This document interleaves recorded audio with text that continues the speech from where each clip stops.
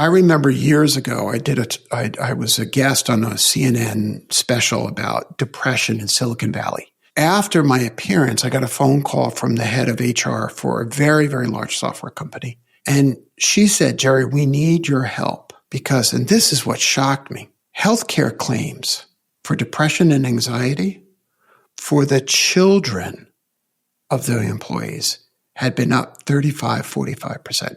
And this is pre-pandemic. Yeah.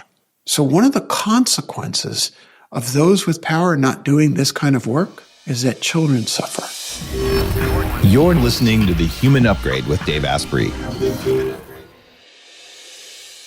You're listening to The Human Upgrade with Dave Asprey. Today is a fun interview because our guest is a high-powered executive who ran into some health problems and actually a very successful guy. And we're going to talk about what success really looks like. So many of you, when you're listening to this, you have a lens on the world of like, how do I become more successful as a human being? And there's many different definitions of success that I've gone through in my career. And I think you're going to find a lot of wisdom here. And this is unrelated to why he's on the show, but when he was 25, he was editor-in-chief of Information Week magazine. And this is something I haven't mentioned on the show before, but the first time I was ever mentioned on the front cover of any magazine was Information Week when I was maybe 24. And it was an article about how email was actually freeing up time for people. This was at the time before email became the scourge of the earth.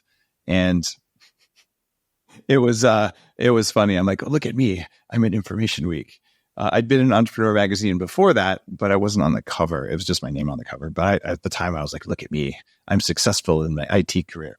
So Jerry Colonna, thank you for that mention many, many years ago. Oh, Dave, I had no idea that connection was there. And thank you for surprising me with that.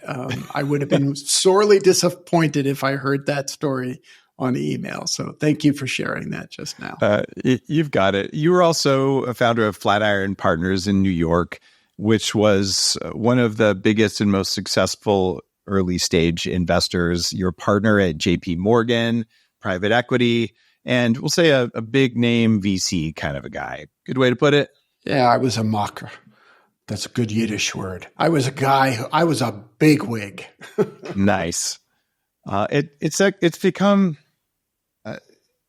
something interesting for me because when I was 12, I read an article about what venture capitalists do. And I'm like, that sounds like the most fun you could ever have, like just helping entrepreneurs. And I was so excited. Like, someday I want to be a VC.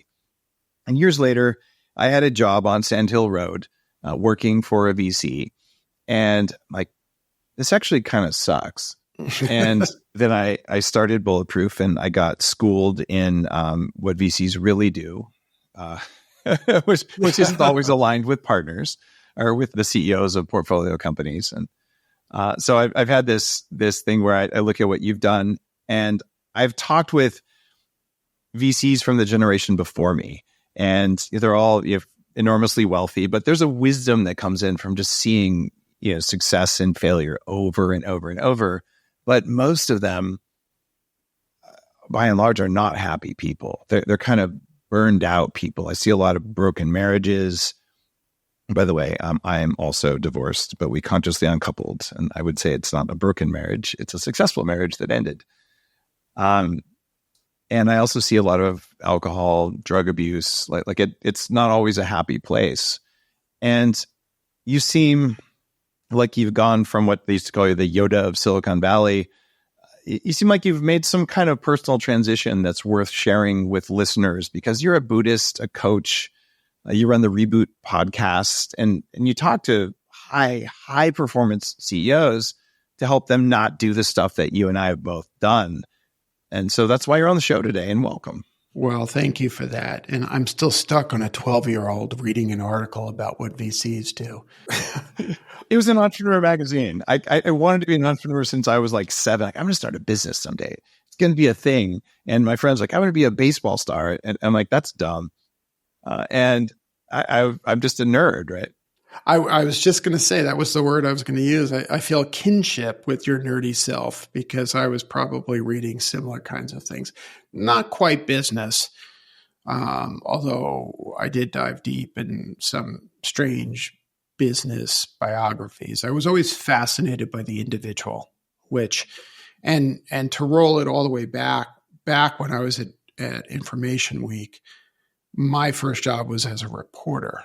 And so I really enjoyed knowing the person behind the story. But to your question, yeah, so I'm 60 now, just to give some context. And I walked away from being a VC at 38. So quite a number of years ago, quite a number of lifetimes ago, if you will. And the short story on that is that the reality of the emptiness of success, of material success, hit me like a ton of bricks around 38 years old, where I had gotten to the point where the more outward success I had, the worse I felt inside. And the simplest way to understand it was that the inner me was constantly at odds with the outer me. And that which was proffered as the path just felt shallow and empty. And it was so bad that after Flatiron wound down, which was concomitant with the collapse of the first wave of internet companies, I joined JP Morgan, and within 6 or 7 months, the depression that had been stalking me for years, instead of lifting, actually got worse, and to the point where I was suicidal and really broken. And so I walked away from it all, not sure what I was going to do next. But it's from that point forward that who I am today was born. Talking about this hollowness, so you probably remember Exodus Communications back in the day.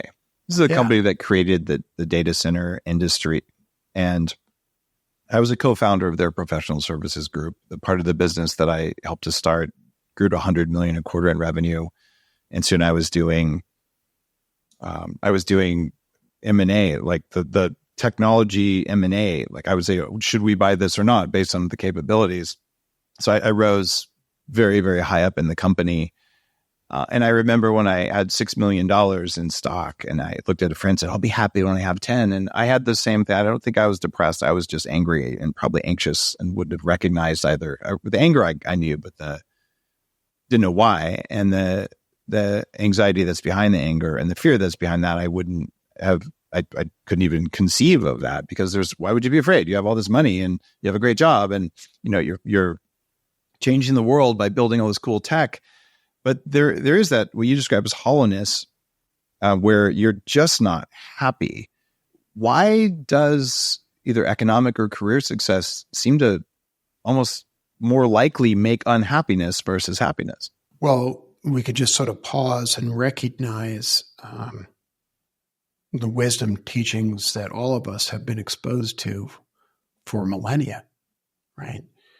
I mean, whether it's the Greek philosophers or a particular religious tradition, they have taught us about the ephemeral nature of fame, praise, money as a stand-in for meaning. And yet it feels that it's something that we have to learn again and again. You know, if I can bring it back to something you said before, in describing me, you talked about how I work with high-performing folks. And I'll confess that I wince a little bit every time someone says that. Because, first of all, my ego feels good when people acknowledge that. That feels great. But I don't like the fact that my ego feels good about that. I'm still astounded that a venture capitalist knows what ego is. So congratulations on your progress, my friend. Well, 33 years of psychoanalysis and 22 years of sitting on the meditation cushion, I've got to have learned something. There you go. And you are not a venture capitalist anymore, to be really clear. I'm just labeling you for fun. Yeah, no, I'll take it. I have left the dark side and I've joined the Force. I am a Jedi now, no longer a Sith Lord. I'm teasing. But I want to go back to this word performing, high performing, this phrase, because I think it's part of the answer to the question that you asked, which is that we can get fixated, can't we, on projecting who we want to be, even at 12 years old, onto this idealized version of, quote, a high-performing, successful business person, only to be blind to their suffering. You know, I have a client who is a CEO of a very, very large company. They have over 100,000 employees. And I was meeting with him last week, and he said, I wish everybody understood how anxious I am all the time. Yeah. You know, and it's not just the VCs, right? It's the very painful realization that ending the game of life with, you know, in Millionaire Acres, or ending the game of Monopoly with all of the real estate doesn't guarantee anything. It doesn't guarantee misery, but it doesn't guarantee happiness. Now there are techniques that let you put quantum energy to work for you. It can help you combat EMFs that are affecting your biology, can reduce your stress, and it can give you more energy so you show up more in your world. And yes, each of those has a study backing it up. The company I'm talking about is called Leela Quantum Tech, and they make products that use quantum energy to activate your body's own self-healing powers and strengthen your biofield. I was skeptical at first until I saw the studies and I tried it and noticed differences not just in me, but even in plants in the house around me. So don't just take my word for it. Leela Quantum Tech is backed by 48 placebo-controlled studies that validate its effectiveness. You can improve ATP production, you can increase your heart rate variability, and you can combat the effects of EMF on blood flow. This is real science. You want to check it out? Go to leelaq.com/Dave and get 10% off your order. There's pretty good data that happiness is independent of wealth above about $75,000 of household income. That study, though, was done pre-Biden, so it's probably now about 125,000 or something. When your basic needs are met and you don't have to worry about food and you have to worry about your mobile phone bill, additional dollars don't increase happiness. But if you're constantly worried, like so many people in the US and around the world are today, having enough can increase happiness, but having more than enough doesn't seem to have a strong correlation there. I mean, yes, you go on a more expensive vacation, but you can still be miserable the whole time. Right. When I talk about high performance, at the beginning of this show, and we're 1,200 or so episodes in over the last 10 years and, you know, lots of downloads and all that. Lots of high performance. Why, thank you. my ego thanks you. And for the record, I just want to say this. My ego is smaller than yours. Oh, I don't know about that. No, you're probably right. I forgot where I was going because I amused myself so much. But the idea of performance there was, I would ask guests. In fact, I wrote a whole book called Game Changers about the answers to this question. It was, what are your 3 pieces of advice for people who want to perform better at everything they do as human beings? You want to perform better as a human being, not perform better in your job or your sport, but in life. And from that evolved a bunch of commonalities between 400 guests on the show. And to date, that book, it wasn't my bestseller by far, but it's the highest number of stars on Amazon. And it's one where people will stop me in the street and say, I read Game Changers and it changed my whole life. Because it was like a distillation of that, not perform better at your job, not perform better at one thing, but what should you do? And funny enough, it was mostly about relationships and intimacy and choosing who you wanted to be and things like that were not the world of high performance. You grind it out and all that. If I was to ask you that question, 3 most important pieces of advice for people who want to perform better at being human, what would you say now? It may be a struggle to come up with 3, so I'll start with 1 and see where my mind takes me. I coined a phrase a number of years ago called radical self-inquiry. Radical self-inquiry. And I often say it's radical because we so rarely do it. And what is the it? It is a process by which we slowly and compassionately strip away the masks that we wear so there's no place left to hide. Now, I want to hold that thought and move on to an expression, a question that grows directly out of that. And this question was a, quote, game changer for me personally. And this question bounces around the internet all over the place. And the question is, how have I been complicit in creating the conditions they say I don't want? And I phrase that question very, very carefully. I use the word complicit, not responsible. Because when we start to do radical self-inquiry, there's a defense mechanism that kicks in. And the defense mechanism goes like this. It's not really my fault, it's everybody else's fault. Or, and this is an equally powerful defense mechanism, it's all my fault. And the truth is, it's neither. So complicit relates to the word accomplice, which relates to the notion of I am driving the getaway car. I'm not sticking up the bank teller. The second half of that question is, I say I don't want. I say I don't want to be dictated to by my ego.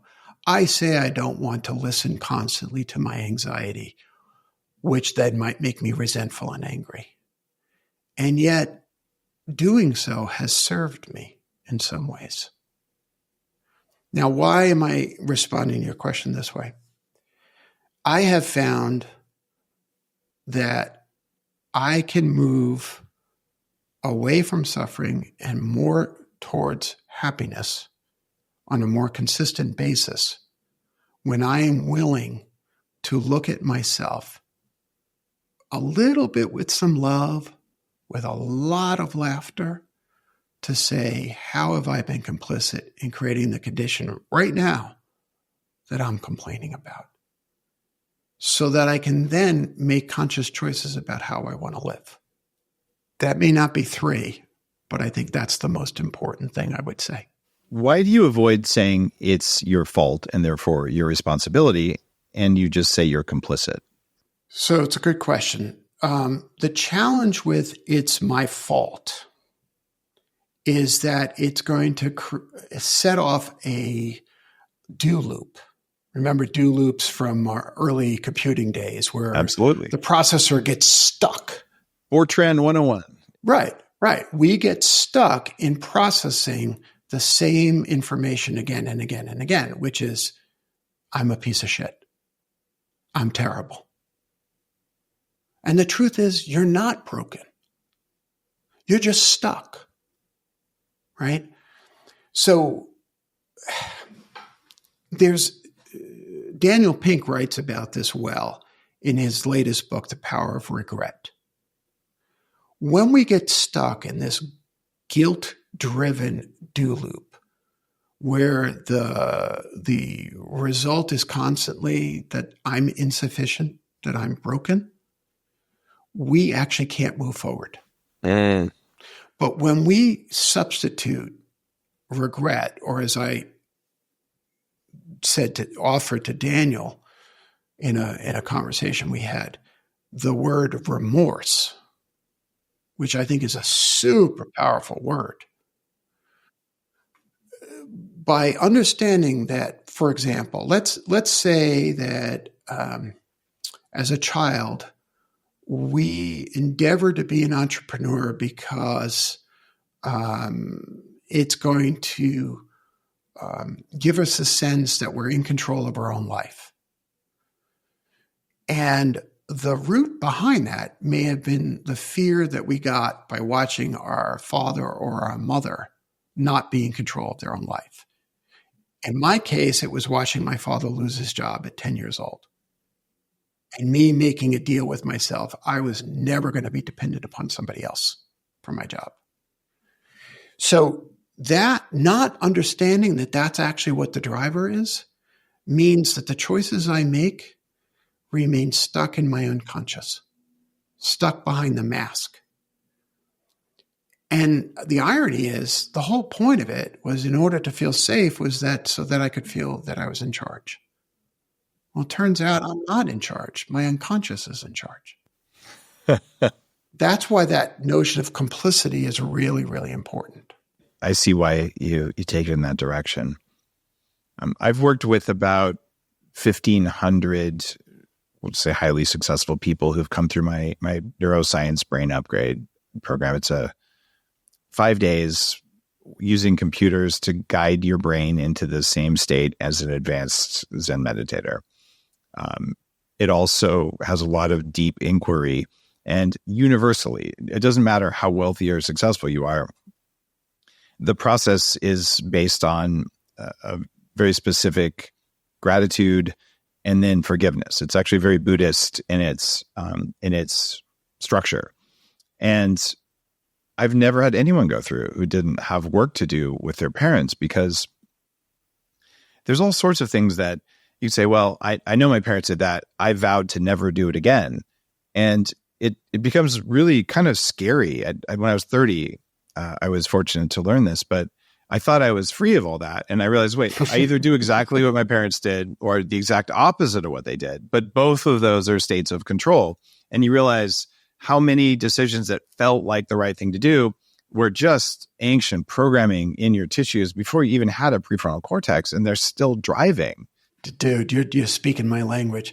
I remember bringing some of this to a Buddhist teacher of mine who said with a fairly thick Chinese accent, after I was complaining about some miserable aspect of my life, he just shook his head and said, "Dog tied to stick." And I was like, what the hell? He said, "Dog run away from stick, dog tied to stick. Dog run to stick, dog tied to stick." And it was a really profound metaphor for exactly what you're talking about. I will not be anything like them. Oh, I'll be just like them. Oh, wait, dog's still tied to the stick. You know, the answer, of course, is to slip the collar. But that's the radical part. That's the part, let's say, God bless you, if you in your 30s figured out how to slip the collar.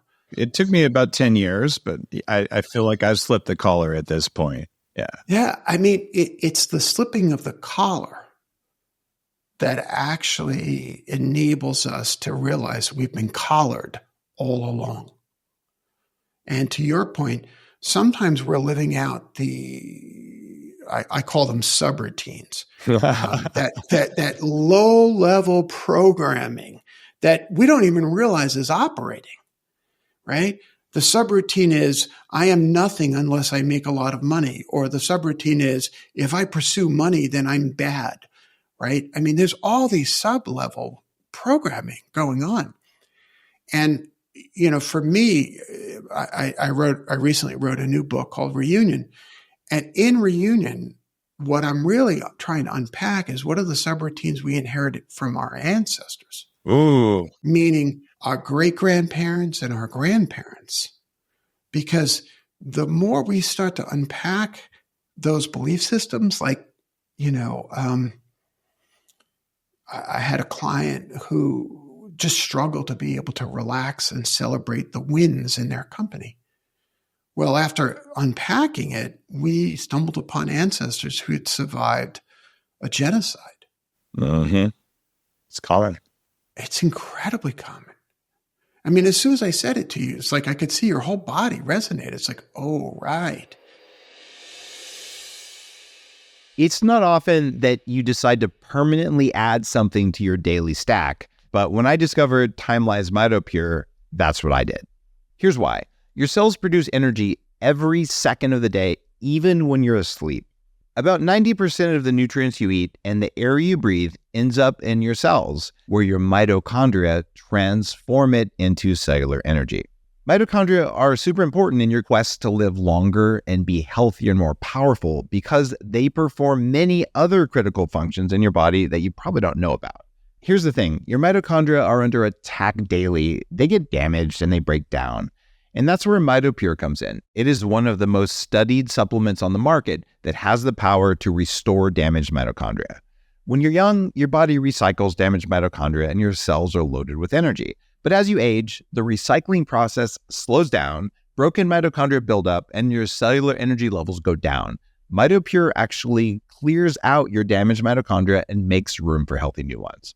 This effect is so powerful that clinical studies show Mitop Pure increases strength and endurance in skeletal muscle without any change in exercise. I feel that difference, and that's why I take it every day. See for yourself. Visit timeline.com/Dave and get 10% off your order.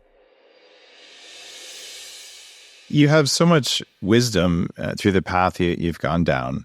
What I find in my own path and when I'm working with clients, it's that the first thing you do is you look at, okay, recent experiences, big financial losses, trauma in your life. And pretty soon you end up, those are reflections of childhood stuff. So you get rid of childhood stuff. Most people from there go to more like birth and even in the womb kind of traumas, which really can be effective. I was born with a cord wrapped around my neck. I had PTSD. I'm like, someone's trying to kill me. So was my son. Oh, you were as well? No, my son. Oh, your son was, okay. And it affects you until you slip that collar, literally. Yeah. And then, it's not a conscious thing. It's in my work, I call it the Meat operating system, the Meat OS, like Mac OS, but better. It's below what you're not supposed to know what's going on in there. And meditation is one of the ways of looking inside and seeing what's in there. But once people clean that stuff out, they go down one of two paths. One is ancestral trauma, and the other one is past life trauma. And I've chosen, because I think it's rational, to believe in past lives. Because if I'm wrong, I won't know. And if I'm right, it just makes me less fearful in this life. So I don't even care if it's true. I think it's actually quite real, but it doesn't matter if I think it's real or not, because if you're a computer science atheist, it's still the only rational way to approach life, from what I've come to discover. So when people do that, they tend to be called in one direction or another, and forgiving, or at least letting go of a reactivity to forgiveness is a trigger word for a lot of people. So we'll just say becoming non-reactive or becoming free of what feels like someone stalking your people. Yeah. Right. It's a major thing. And it reminds me of Stephen Porges, who was a guest on the show a couple of times, a father of polyvagal theory. And it's our vagal nerve is controlling a lot of these responses in the body. He tells a story of how he used his technology in London in a large room full of people. He just plays certain sounds that cause you to be able to let go of trauma. And he had to stop playing the sounds after about 30 seconds in London because everyone in the room was melting down. And he said, Dave, usually we have some therapists there. Usually there's 20 or 30 people in a room of hundreds who really need help. And he said, everyone did. And he just realized everyone in London either lived through the bombing of London or they're displaced and they're immigrants. They had to leave their countries. And so everyone there was traumatized, at least in his room. And he said it was a much higher percentage of trauma than he'd seen in other places. And we're all rational, we think, adults going about our day, and someone plays a sound or someone pushes an old button that you don't even know you have. And then you get this huge physiological feeling, and then you become anxious or you become depressed. Why, at the upper echelon of leadership, why is it worse? Well, first of all, I just want to give you a word that may bring together the dichotomy that you identified before between looking at ancestors or looking at past lives.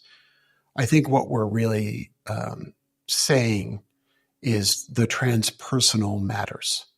So you have to bring in Stan Groff and transpersonal psychology, who's also been on the show. Love it.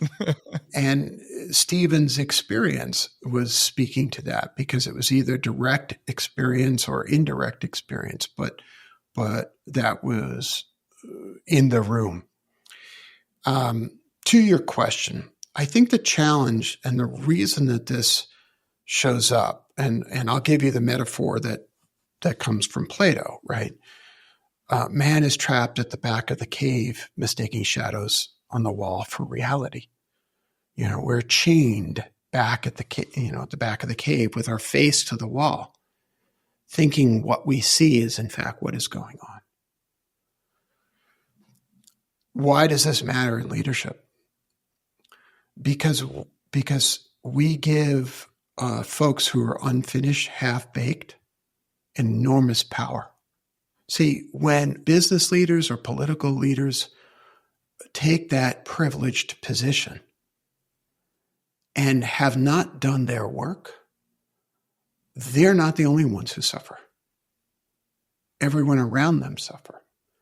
So I'll reverse it by saying the more power one has, the greater the moral obligation one has to, I'll curse again, trigger warning, get your shit together and grow the F up.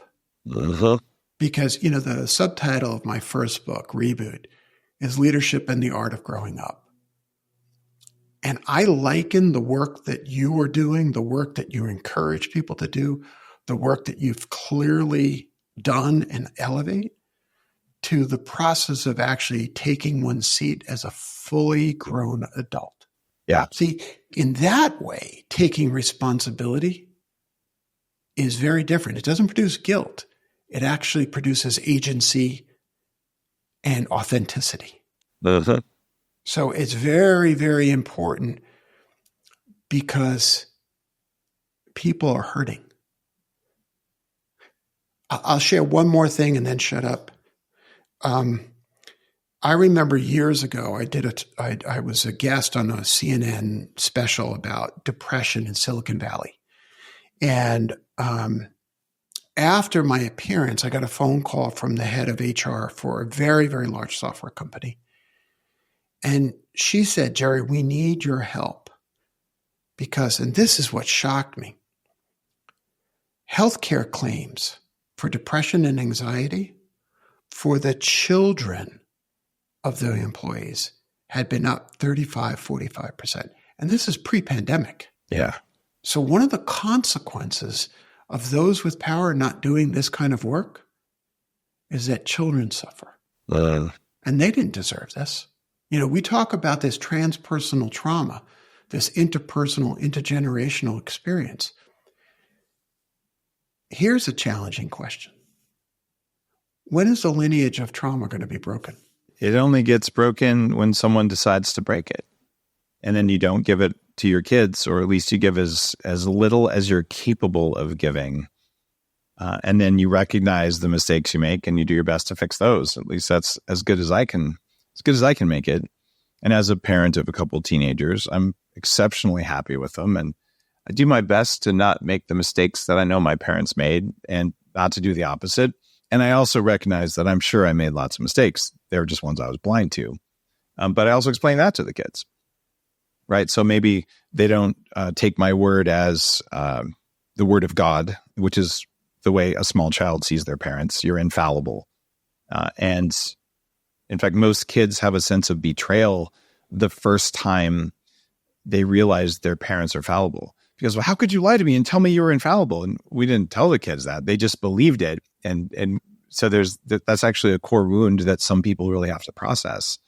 My parents weren't perfect. But if you're an adult and you think your parents were perfect, you probably have some inquiry to do there, because there's no such thing as a perfect parent that I've ever seen. Some are better than others. But I think it's our job to not be reactive to that. And that's a big calling. But if you're a leader of even 100 people, and in my recent history, I've had, I think, about 150 employees at a time, peak. Parenting dynamics come out there because employees in their operating system, they see either the man or the woman who's in charge as either mom or dad. And and they respond unconsciously the way they would respond to their parents, which means if you're a leader, you're not anyone's daddy, but they'll still see you that way when they're not at their best. And then if that brings out something in you and you're not at your best, you end up with just a trashed company culture. I often think of the Indonesian shadow puppets, meaning we think we see what's going on, but everything is just, a little theater dance going on. It's not at all what it appears to be at first blush, without the radical self-inquiry to say what's actually casting that shadow, what's actually creating the dynamic that we're seeing. This is a question from one of the Upgrade Collective, my mentorship group, who are logged in live with us. They're saying, is breaking free of that collar, is it a life process, or is it a wake up one day and you're free? Really, really fabulous question. Thank you for that. I find comfort in the word practice. And practice not only does not create perfect, but practice is actually something that is done on a lifetime basis. So imagine the slipping of the collar as a lifetime practice. And for extra credit, try to catch yourself when you're taking the collar and putting it back on yourself. Because there is a comfort, especially when we're distressed, in returning to the old ways of being. Because sometimes we'd rather be comfortable than happy. I went through a brief period years ago when my kids were maybe 5. And I said, I'm only going to do things that bring me joy. And it was probably a 3 or 6 month period of this. And I said, I'm just going to be more focused with my time. Of course, I'm doing some of the things of running and building a company that aren't joyful, but in my own time, I'm going to do that. And then I asked my son to unload the dishwasher, and he looked at me and said, "Dad, it doesn't bring me joy." Kids. And so I thought about, God, how do you respond to that? Talk about a dose of your own medicine. So I said, well, you have a point there. And sometimes you have to do hard things, right? In order to earn freedom over your time, right? And this is how you contribute right now, because this is how capable you are of contributing. And the more you contribute, not just to the family, but to the world, then the more flexibility you have over that. And the reality now is that I today would say that there's a great argument for doing something that's actually painful every day. And it doesn't have to be all day. It can just be 3 minutes. And the biohacker way of doing that is a cold plunge, right?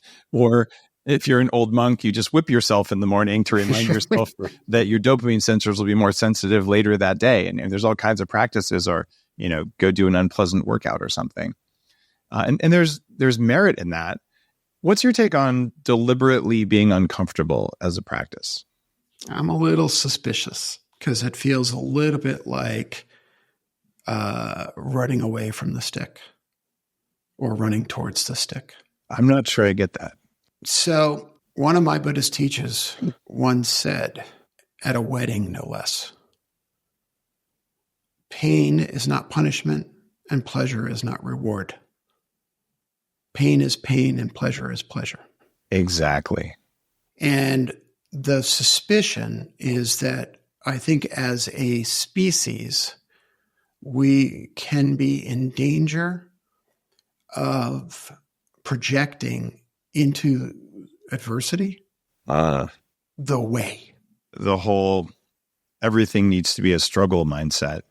Exactly. And that is something that is kryptonite to me. And I've been on panels. I remember I was with a Navy SEAL and a CrossFitter on a panel at a now defunct paleo conference.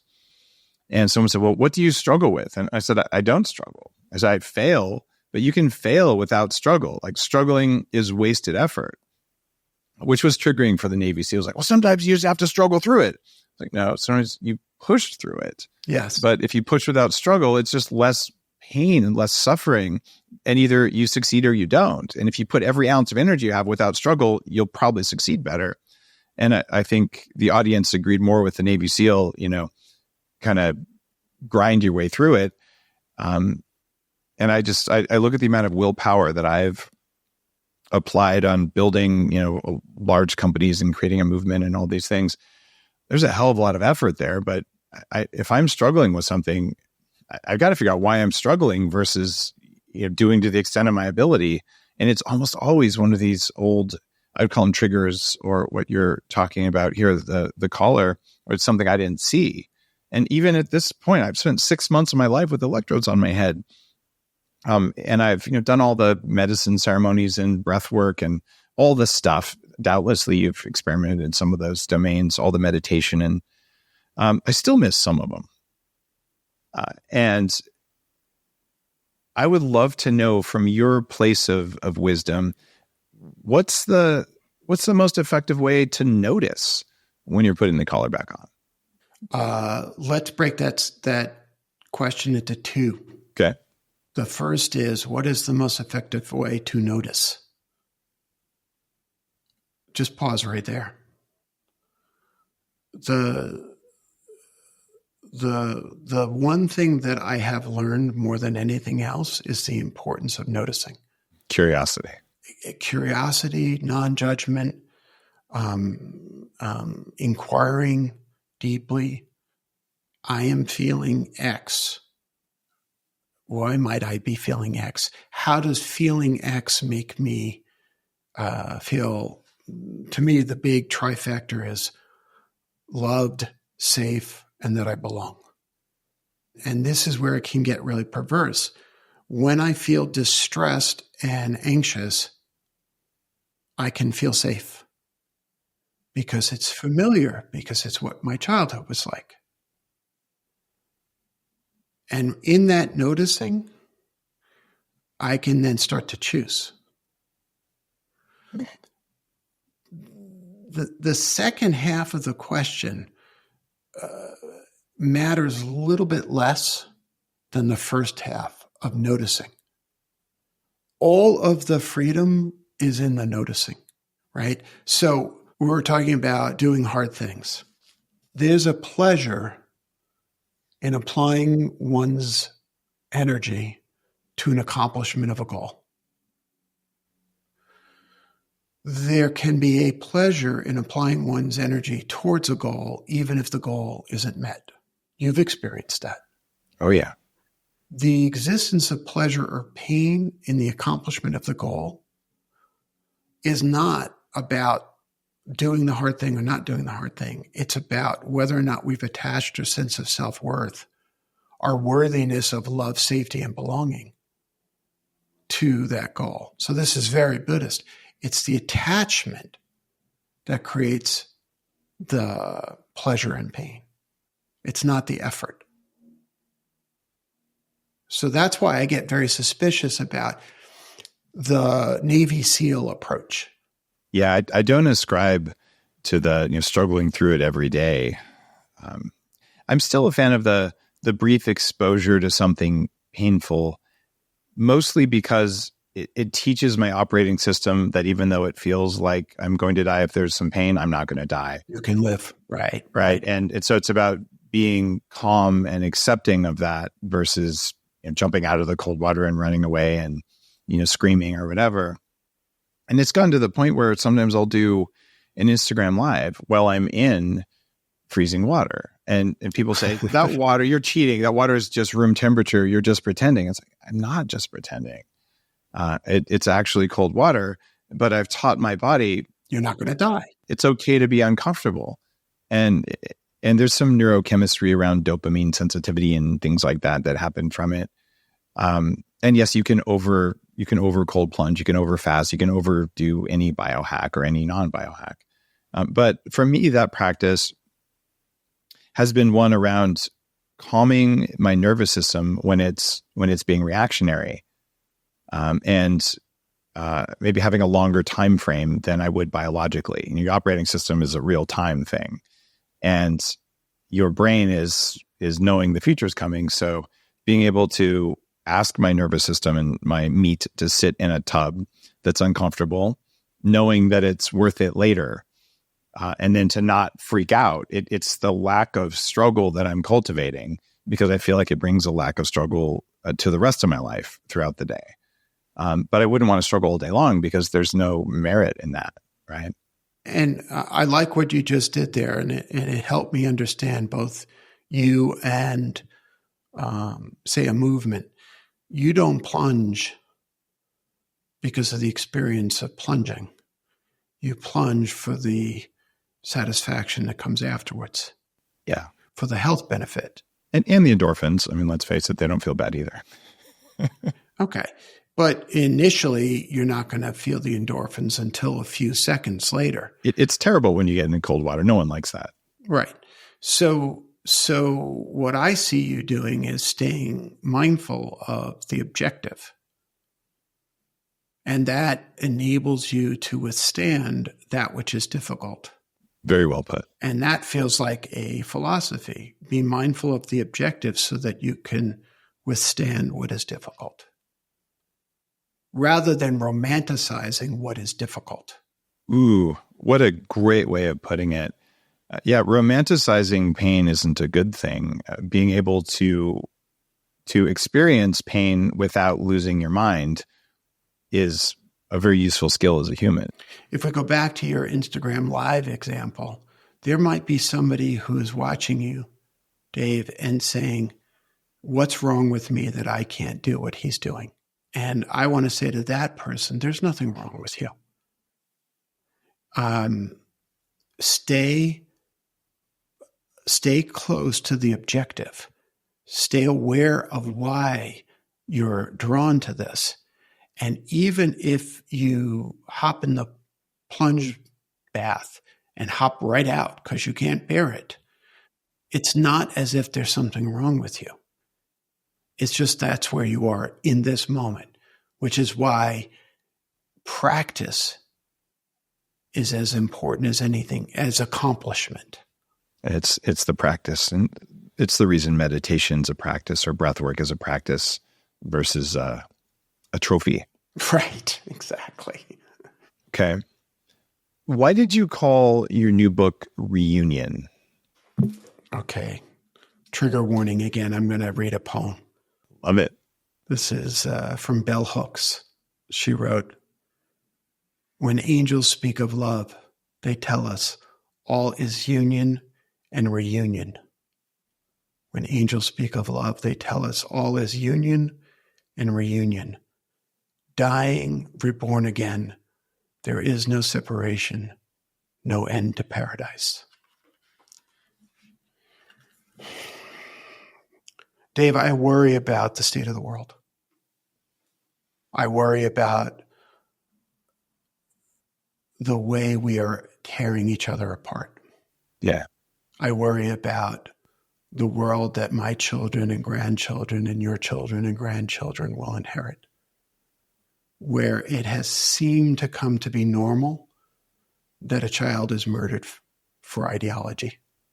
So in this book, what I'm trying to do is ask the question of, if we're endeavoring to be better leaders, what does it mean to be a better leader in a world where people are at each other's throats? And reunion for me is a hope.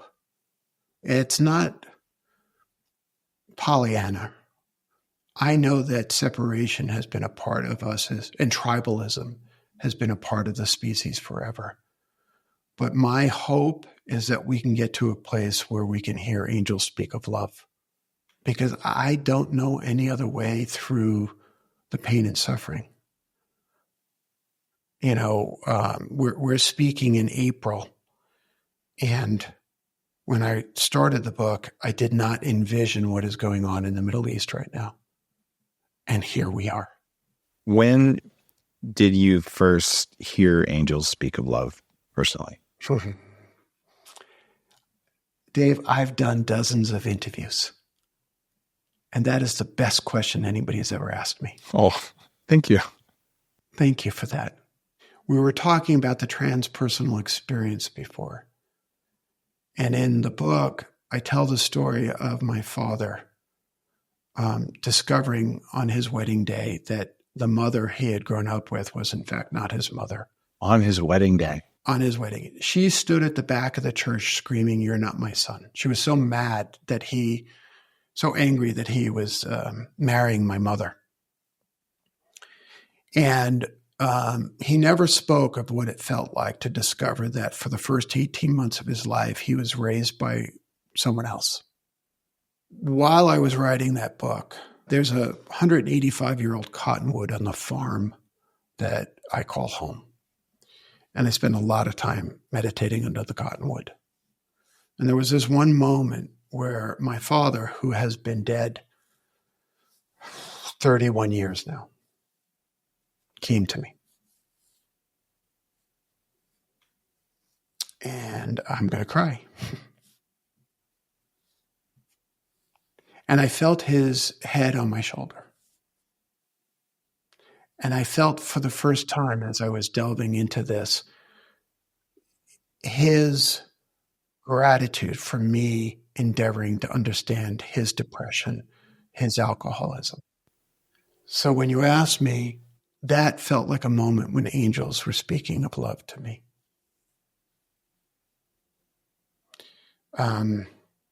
I can hold two competing thoughts in mind that I wish he had done other than what he had done.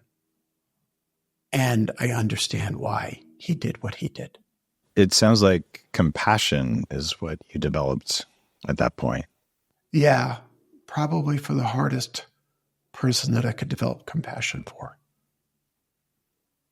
So for me, that's all things are union and reunion. And look, I'm not suggesting everyone has to go through that process, but I am offering that we could all do with listening to a few more angels. There are countless people listening who would likely say that they've never experienced that. Do you think that's true, or are they just not listening? I hesitate to respond. Why? All I can feel is the empathy, the compassion for feeling as if you've never heard that. And I don't want you to see yourself as insufficient in some way for not listening. What I would offer is I have discovered in my own life that when I pause and sit still, I hear things. And I'm pretty convinced that there are elders and ancestors and angels who are saying, I am enough just as I am. This is one of those things that people in positions of leadership oftentimes don't talk about. I had the opportunity to cook a grass-fed steak with Kimble Musk at his home as we were recording a podcast, which is just a few miles from here. Oh, beautiful! So you're in Colorado. Yeah, and no wonder you have cottonwoods there. Yeah. So I made a little crack about DMT as the sauce for the steak. And for listeners, DMT is a hallucinogen. And he just laughed and said, "No, I don't need that stuff." When I broke my neck and I was in a coma for 3 days, I experienced God, and it's always with me. And he's a remarkable human, and had never talked about that publicly. And of course, Business Insider picked it up and all this, and there was a big splash about it. And he and I talked later. He said, "Yeah, that was kind of my coming out for talking about that."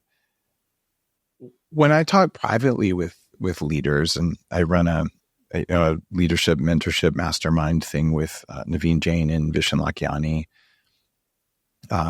universally, when they feel safe, leaders, I can't say universally, 90% of them will mention having had at least one experience like that, but it's closeted. It's not talked about because they're afraid people will think they're crazy, or they'll lose their ability to lead, or whatever other voices in their heads. And the few who haven't really experienced that they want to.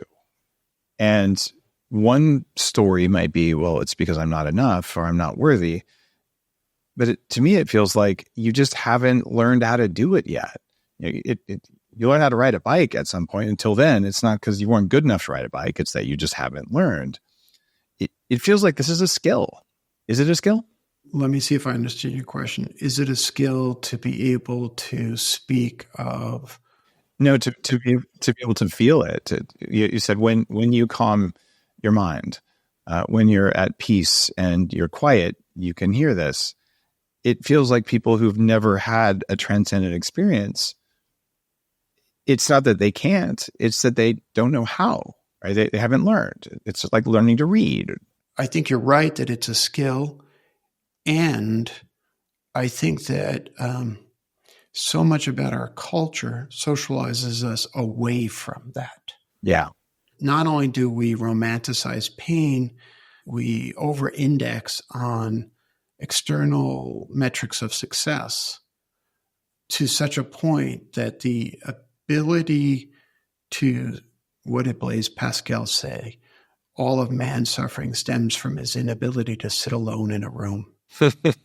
We don't cultivate the skill of sitting alone with one's thoughts. And then when I encounter them in my work, and they're in their 40s or 50s, I'm finding adults who are terrified of what will come up if they're alone with their thoughts. Oh, yeah. I want to say I have never imbibed a hallucinogenic or a psychedelic whatsoever. And that is not a judgment on my part, but I feel like I've had a number of transcendent experiences, probably because I've cultivated the skill of sitting alone with my own thoughts. I'm so happy you said that. I actually worry, and I'm not actually, that's probably the wrong word, because I don't worry about this, but I'm aware that there is risk of overuse of psychedelics. And I see some leaders saying, I've done 87 ayahuasca ceremonies. And I'm thinking to myself, when are you going to figure out it's not working? Right. And I did in 1999 go down to Peru and find a shaman. And when I asked about ayahuasca, they said, "You're white." I said, "Yeah, I noticed." They said, "It's only for local people. You'll hate it." But I had done my preparation and I had an experience that maybe was useful. But I keep saying I have had more transcendent experiences from breath work, from meditation, from neurofeedback than I have on any of the psychedelics. And I don't mind using psychedelics. I think they have physiological benefits. But they also have an ego strengthening effect because you forget most of your journey. And your ego doesn't forget your journey. Only you forget it, which is why I focus on integration, whether it's from neurofeedback or breath work or from psychedelics. That's where the gold is. And I worry that some people are thinking that's the path. It certainly could open a door, and I think it could be beneficial, but I like it that you can talk about this from a framework of never having used those and still getting to those states. These are inherent human states that don't require anything external. They're internal states, right?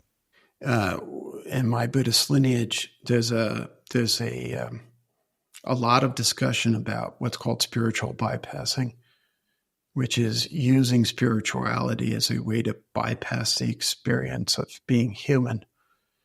And I want to be clear, I know dozens of people who have been helped by these medicines, and God bless the gift that they are.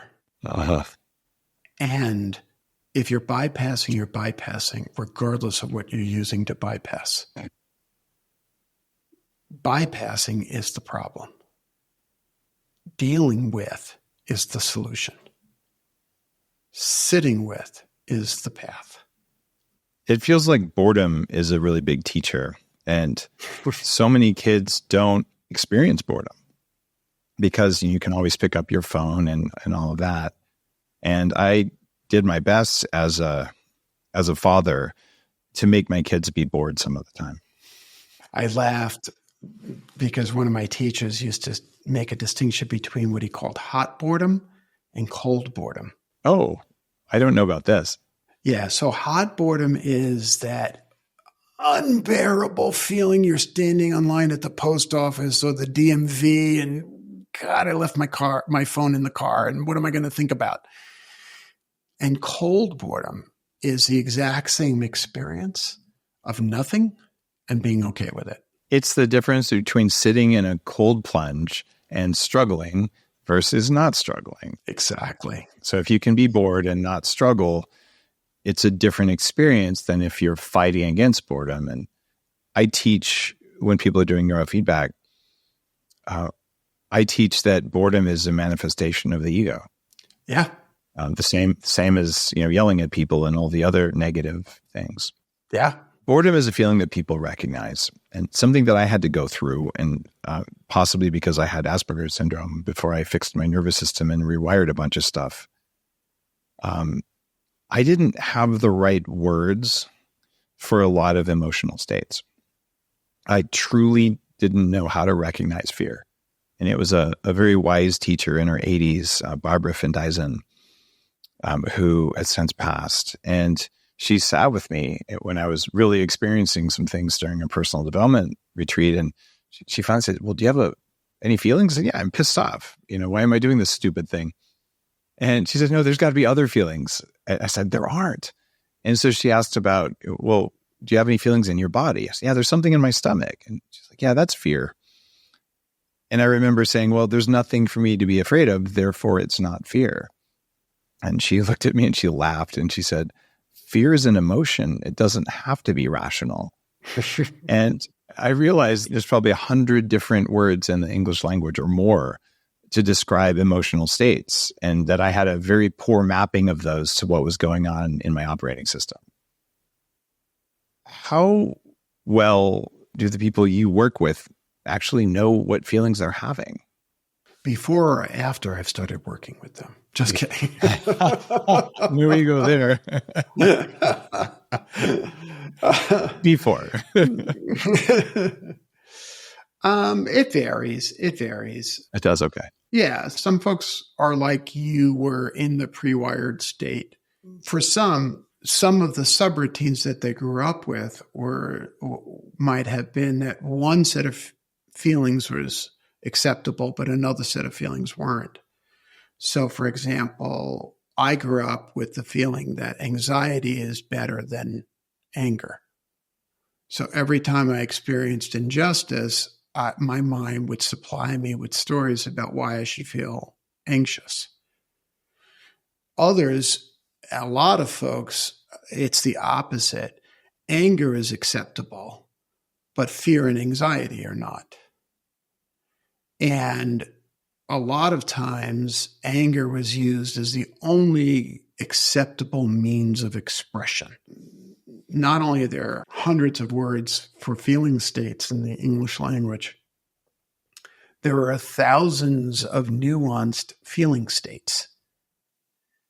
And when we grow up with a subroutine that says anger is the only acceptable expression, we limit our palette of what's available in human-to-human connection. I'm only going to be angry, and that's going to push away people who might, in fact, provide enough emotional rapport that I can feel that I belong somewhere. There are 3 big religious kind of buckets that I've become aware of. And in my undergrad, I was one class away from having a minor in religious studies, not because I was that curious about it back then, except maybe to understand why people would ever believe one of those. But it was the only way I could keep my GPA high enough while I was studying computer science to stay in school. Just full disclosure there. So I became familiar with this. And if you look at the Eastern religions, you find compassion is kind of the central theme. You look at the Christianity and associated, you find forgiveness. Forgive them, they know not what they do. And if you look at Islam, it's around surrender, right? And some people are triggered by some religions versus others of all three of those. And I look at those three words, though, as different aspects of that radical self-inquiry. Like, how do you let go and surrender? How do you feel compassion for someone who just did something you didn't like? And then how do you forgive that person? How do you think about forgiveness versus surrender versus compassion? I really like the way you link them all. And I would offer another word, which I think is central to a lot of belief systems, and that is the word redemption, which is a really, really beautiful concept. And what occurs to me, and this could be my ego speaking, but what occurs to me, it's surrender, the conceit that I have of myself that I'm supposed to be. Forgive myself for the ways in which I have failed to live up to the aspiration, and hold compassion for myself so that I can continually be redeemed day in and day out, so that I can live into the practice of being a human with grace. Understanding the interconnectedness of all people, when I approach my own failings from that place, I am more likely to be able to approach others from that same full of grace position. And I loved, and I'm grateful for you linking it back to radical self-inquiry. I've been talking about that phrase for almost 20 years. And you making the link to those great traditions helped me feel seen and understood. Do you still work on not feeling seen and understood? Every day. Why? It's an old pattern from my childhood. The subtitle of Reunion is Leadership and the Longing to Belong. And the mechanism by which I tried to understand others' longing to belong was staying in touch with my own lifelong longing to belong. It's part of my practice. I find that some of my biggest aha moments come from parenting. And most teenagers go through a phase of, you'll never understand me. And most adults are saying, well, this might surprise you, but I was also a teenager, so I probably understand more than you think I understand. And when I was put in a position by one of my kids to have this conversation, I said, and it's also true. No human will ever fully understand another human because we're not you. And everyone constructs their own interface for reality, their own lens on reality based on their experiences. And it's different. And so I can understand some things that happen to you. I can understand some of your feelings, and I can connect my heart to your heart and all of those things. And there will always be some things that are yours that no one on earth will understand, and that's a natural state. And having that awareness brought me peace as well. It's just, oh, of course people aren't going to understand me. They'll only see a tiny slice on a podcast or in a conversation at a cafe or whatever. And they'll form judgments, but they won't really understand. And I just was, oh, that's just the way reality is. So my desire to be understood is a desire for something that's actually not possible. Even my closest friends who know me so well, and we meditate together, all that kind of stuff, there's still parts of them that I don't understand, and that they don't understand about me, and that's okay, and just to be at peace with it. Any thoughts on that?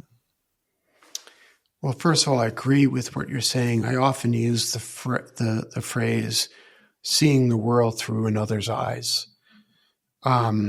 But as I was listening and going deep on that, I was thinking back to that moment where you asked me the question that, as I described, is the most moving question I've been asked. And I cite that because you helped me feel seen and understood, not by telling me something, but by asking me a question. That's a big leadership ability, right? And what I note about the question that you asked was that you had actually been really listening to me. Because the question didn't come out of the ether. The question came from someone sitting still, trying to hear their way to what the other person is. Glory be the questions, right? Glory be the questions. Not the koan questions, but questions that come from a place of genuine, heartfelt curiosity. I don't think we ask each other enough questions. I think we weaponize questions. So displaying curiosity towards another person makes them feel understood, even though truly being understood completely is very unlikely, if not impossible, at least when we're riding around in these meat bodies, right? Yeah, you get more proximate. You get closer. I had an experience. I was talking to a client last week. It's a relatively new client, and they previously had 6 or 7 previous coaches. And I had asked a question a few weeks before, and he circled back to it. He said, that was the first time in 7 years that anyone expressed any interest in my childhood. From executive coaches? Yeah. That's astounding to me. He was constantly put into a place of being told he had done something wrong. It's the why you did something that wasn't what you wish you would have done. That's what coaches are supposed to help you understand. That's right. One of the things I've noticed as an entrepreneur, as a CEO, and even just as a well-known person, is that it can make you lonely, because if you're the most powerful person in a company, there are things that you really ought not to share with your team because it doesn't work. If you're a leader and you're super vulnerable about your inner struggles, that can sabotage leadership. And if you're completely unacknowledging of them, it's also not good for leadership. But if you're having a really, really rough personal time on something and you bring it to work and you have a large organization, it doesn't work. How do you help leaders feel comfortable or give them a space where they can really, truly be authentic without having to worry about what it does to their organization? Yeah, this actually just recently came up with another client. What I often say is share the truth, just not the whole truth. So what you share needs to be true. But there is an obligation that one has, which is to share that which can be held. And an easy way to understand the complexity of this would be, let's imagine you've got children. Let's imagine that you could go to your child and complain about your spouse. Bad idea. Bad idea, right? Places them in a really uncomfortable position. Now, let's reverse it. Let's say your child comes to you to complain about what your spouse did. That's appropriate. How you respond is a teachable moment. Okay, well, maybe they were feeling this way. Why don't you try approaching them this way and that? And so there's an imbalance that happens in our responses. And being authentic, being honest, being vulnerable is not licensed to place all of your inner demons onto those who have less power and implicitly asking them to make you feel better. And that's hard, and it increases the isolation. which is therefore why it's critical that you have people in your life to whom and with whom you can share those things. Because the false dichotomy that we get into is I'm going to share everything or I'm going to share nothing. And the result is we suffer. And so peer relationships are critical. Yeah. To being able to say, boy, this was a tough week. I wanted to fire everybody on my team. Right? The last thing I would say is go in the next all team and say, I'm so mad, I'm going to fire you all. That's an abuse of power. Yes. It's one of the reasons that I started the high-level executive mentorship group with Naveen Jain, is that we both recognize that loneliness that happens in leadership. And well, what if we bring together a couple dozen people where it is a peer-to-peer thing? And so you can talk about leadership stuff and you can talk about things that are not working and things that you're afraid of, but have an audience that's not threatening because, you control their job, right?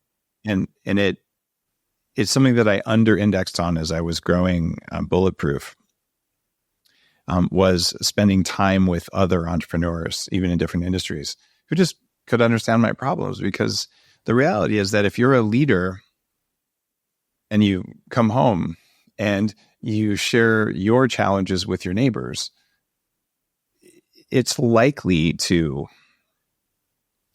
either intimidate them or to create envy, right? And you don't want to do that. And even sharing success, it can be lonely. I remember when I raised my first round of venture capital, it was $8 million for Bulletproof. And by the way, just listeners, I was removed from the company a few years ago. I have nothing to do with them. They've been acquired. But I was driving down 101 there and off of Sand Hill Road. And I'm thinking, my God, my net worth is tens of millions of dollars, at least on paper now. And guys, there's a huge difference between having stock worth something and having actual money. You're laughing because we both lived that. So at least at the time, I'm like, wow, I'm a kabillionaire.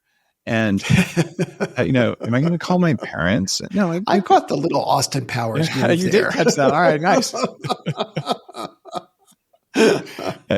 And I still remember this going, well, I could call my parents, but on the surface, they'd say that's great, but I know they have money trauma, right? And it would actually freak them out, right? And even with my immediate family, like, I know that's going to create drama. Of course, I share numbers and things like that in a relationship, but I'm like, I don't have anyone that I can call to celebrate this with because it's too big and it's too rare. And, I've had big ups and downs financially over the years of my career.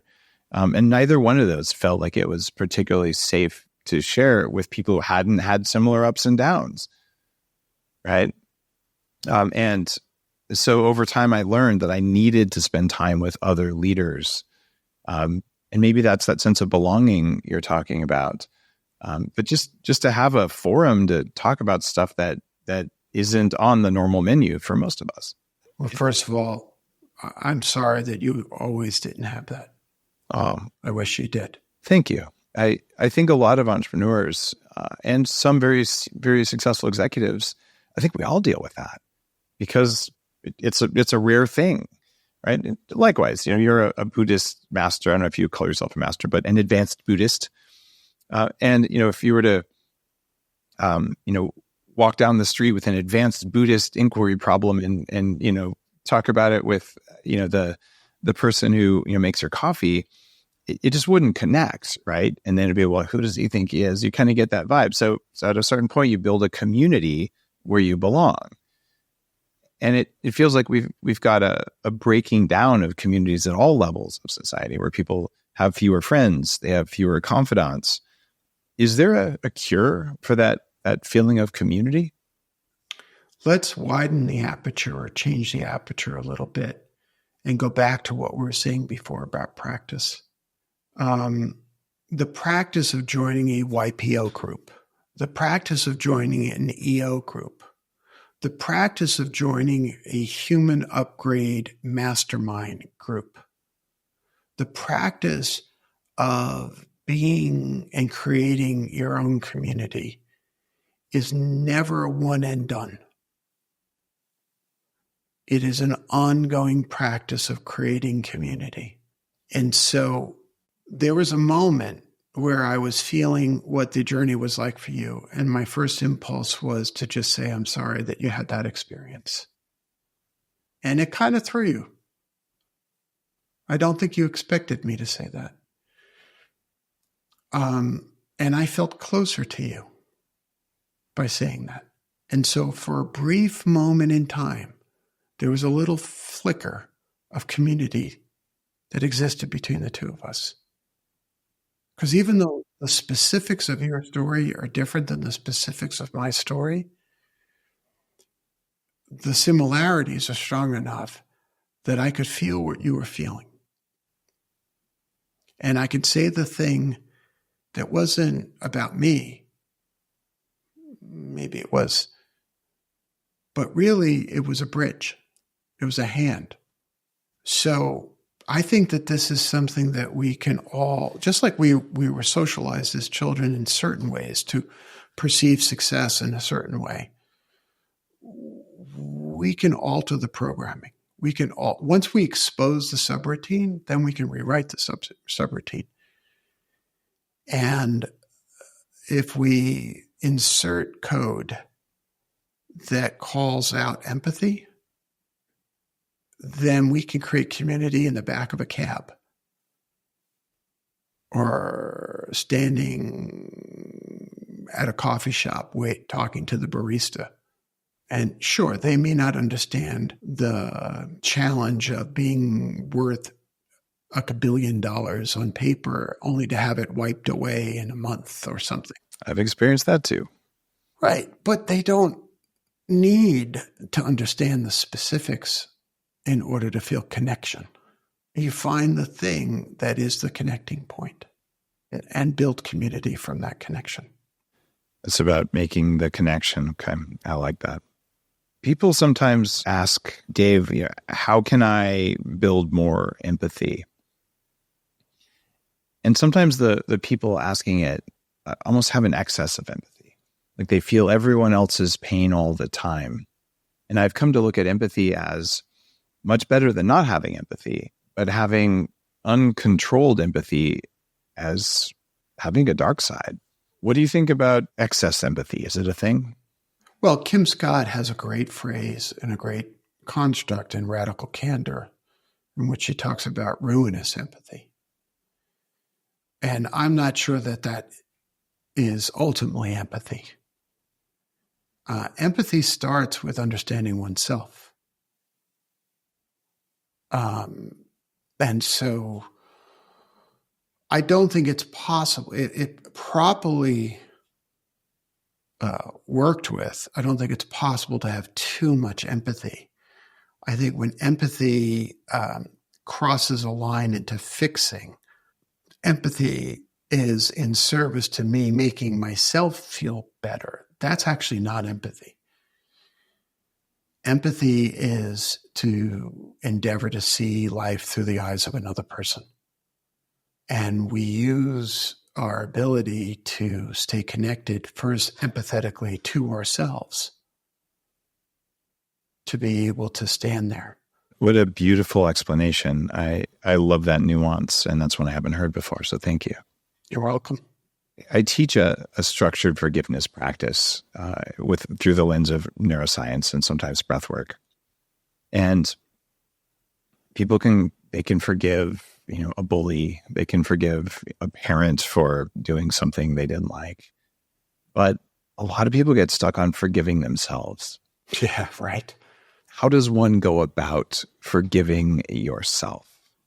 My current teacher, Buddhist teacher, Sharon Salzberg, whose practice of metta otherwise known as loving kindness, is really the basis of all of her teachings. And we've worked together now for 16 years. Wow. And when she teaches loving kindness meditation, may all beings be happy, may Donald Trump be happy, may this person be happy. We start to name people, and we start to get closer and closer to the people who might trigger us the most. And the one that people tend to get stuck on the most is, may I be happy. And what I have found is, if I look at that difficulty through the lens of a subroutine, how has it served me to be unforgiving of myself? Right? Because behaviors persist because they serve a benefit, however convoluted or distorted or perverted the benefit is. And most of the belief system that we're talking about that says, I am irredeemable, I am beyond forgiveness, got set early on. It has a logic of a 5-year-old. And if we think about that for a moment, it's a perverted logic. It says, I am unforgivable. And I hold that belief. And I was taught that belief so that I would never get so big an ego as to suffer shame or humiliation. And so the goal was to protect me. Yeah, it's there for a reason. It's there for a reason, and it persists for a reason. And if you surface the reason, then you can do a little jujitsu move and use the energy of that. Oh, wait, this belief system, I am unforgivable, exists to protect me from shame. So the real move is to let go of being afraid of being ashamed. To use your language from before, I won't die if people don't like me. Then we can move into that, wait, I did my best. It wasn't always the best. I failed to live up to my aspirations. But on the whole, not so bad. Just a little jujitsu move there. I have found that to be very, very helpful. Beautiful. You ever go to Burning Man? No, never been to Burning Man either. I'm really boring. I was guessing that would be your answer. Just checking. Just really, I live my life in cold boredom. There you go, right? Not the hot boredom, at least. If you had a chance to go back to the 24-year-old you who was running Information Week and give yourself one critical piece of advice, what would it have been? It's all going to be okay. I'm going to show you something. I don't know that the audio people will know it, but I'm showing you my tattoo. Is that a black widow? Which is of a spider. It's a garden spider, but it's a spider. And I've told this story before. I was on a no substance, no psychedelics, vision quest. And I had this really bizarre encounter with a spider who I was sitting by myself and I was feeling miserable. And I was just like, the world. And all of a sudden I saw in this beautiful glistening web, this spider. And I was just like, all right, what the hell do you have to say to me? And the spider said to me, you worry too much. Your kids are going to be all right. Wow. And I got this tattoo 14 years ago to remind myself, you worry too much. The kids are going to be all right. So at 24, I wish I had had the wisdom to know that I'm going to be all right. And it's all going to be all right. You remind me now of another guest on the show, Lisa Wimberger, who has a big spider tattoo on her back. And she's this very peaceful person who came up with something called neurosculpting, which is a type of meditation in specific orders to activate the brain to turn on new pathways that have had some paraplegics start moving again. Like, wow, that's amazing. It's super cool. And she has a very active spiritual life because we're friends. And so same thing, like why would this peaceful person have a spider? Because they can have meaning, right? That isn't about being scary, but about taking something that might be scary, it might be triggering, and having a much deeper message. And I really like that. I think we mark our bodies the way we mark our souls, with meaning.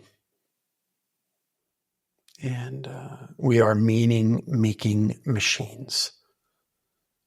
You know, I'm 60 now, and I think this is the time of living into meaning for me. That's part of what you're doing with reboot.io. Can you tell me about that? Sure. That's the company, and blah, blah, blah. We're an executive coaching leadership development firm, blah, blah, blah.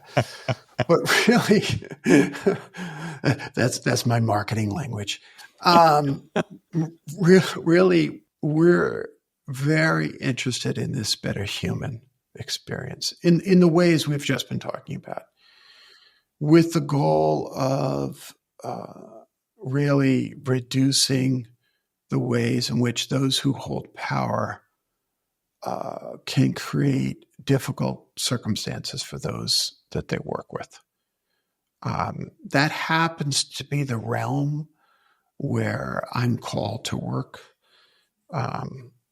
It's not the only realm where this work gets done, but that's the world. And so that's just a place where, you know, I have 15, 16 colleagues, and we just do what we can to tilt at the windmill of corporate leadership. Got it. So guys, if you're interested in a corporate leadership thing, reboot.io. And I was hoping that you'd give me the magic language to explain what happens when you're in a mentorship group with peers like that. Because I'm working on something similar with the Apollo group, just figuring out how do I effectively mentor entrepreneurs as they're growing in a really, really deep way that gets to all this. You know, why are you really doing that?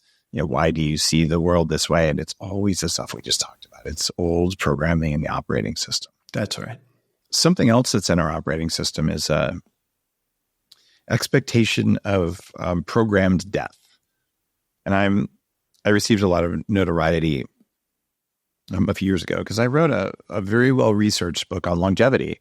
And I said, my goal is to live to at least 180, because I think what I see in the realm of longevity tech, it's actually happening and it's possible. And I, do all the longevity stuff. So I age at 72% the rate of average and things like that. But the real answer for me is I'd like to die at a time and by a method of my choosing, not necessarily 180. But let me ask you this. You're 60. You've had an amazing life. If you could be as healthy or healthier than you are today, how long would you want to live? I don't know. That's a really good question. I mean, when you said 180, I was like, boy, I would be pretty tired emotionally, because I'm assuming I'd be fine physically. Yeah. I don't know. I'll tell you this. I don't want to live in fear of death.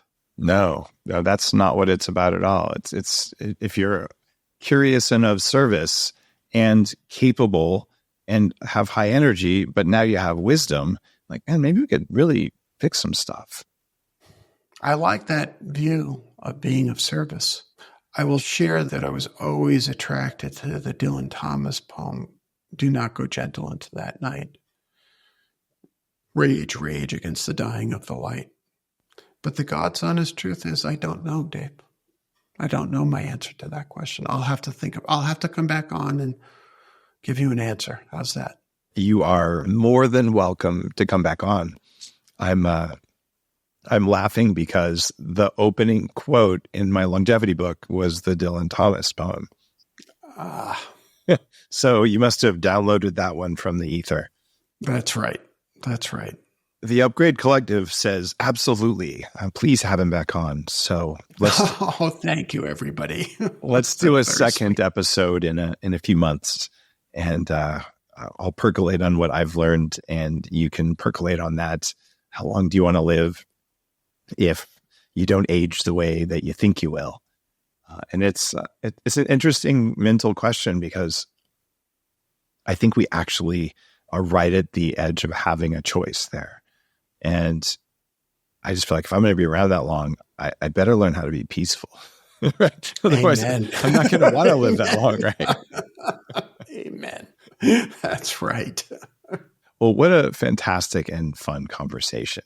And guys, if you really connected with this stuff, I would absolutely encourage you to read Reunion, A Leadership and the Longing to Belong.